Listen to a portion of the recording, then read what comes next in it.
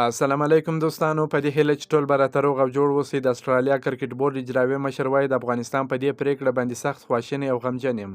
د افغانستان کرکټ بورډ پخوانی مشر نسیم دانش وایي لوبغاړي د احساساتي پوسټونه نه کوي، دا د کرکټ بورډ کار دی او دوی د په خپلو لیګونو کې لوبیږي.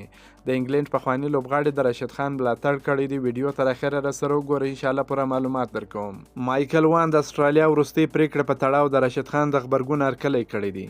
د انګلند نامتو کرکټر او تکړه مبصر مایکل وان د استرالیا د وروستۍ پریکړې په تړاو د راشد خان د غبرګون هرکلی کړی دی او ورته یې لیکلي دي چې زه دې ملاتړ کوم. پرون د استرالیا کرکټ بورډ په یوه خبرپاڼه کې وویل چې دوی نه غواړي له افغانستان سره لوبلړۍ ترسره کړي ځکه په افغانستان کې د ښځو پر زده کړو او کار بندیز لګېدلی دی. استرالیا ویلي دي تر هغې چې په هغوی باندې محدودیتونه لګول سوي وي زده کړو ته اجازه ورنه کړل سي، نو موږ هم نه غواړو چې د افغانستان سره لوبې ترسره کړو. چې په دې اړه باندې ګڼ شمېر افغان لوبغاړو او ټولو افغانانو سخت غبرګونونه راوپارول او سختې نیوکې د استرالیا په کرکټ بورډ باندې وکړې.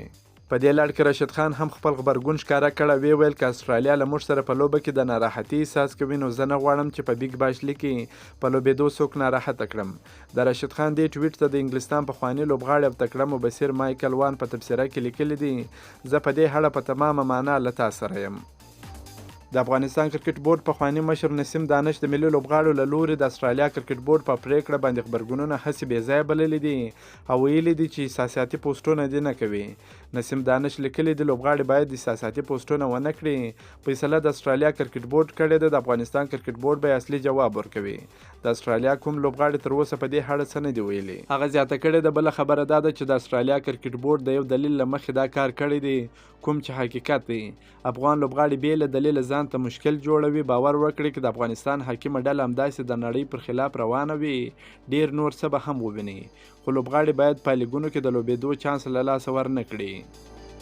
د استرالیا کرکټ بورډ اجرایوي مشر موږ هم خواشیني خو له حکومت سره مو له مشورې وروسته دا پریکړه کړې. د استرالیا کرکټ بورډ اجرایوي مشر نیک هوکلي د افغانستان پر وړاندې د لوبلړۍ د لغوه کېدو په اړه وضاحت ورکړی. وایي موږ هم خواشیني خو له حکومت سره مو له مشورې وروسته دا پریکړه کړې ده.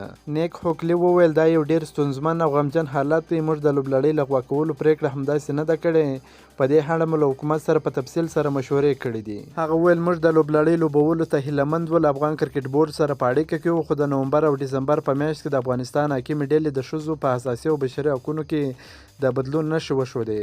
دا د اساسي او بشري حقونو سیاست نه دی او د بشري حقونو د توپیر له امله موږ اړ سو چې د لوبلړۍ لغوه کولو پریکړه وکړو.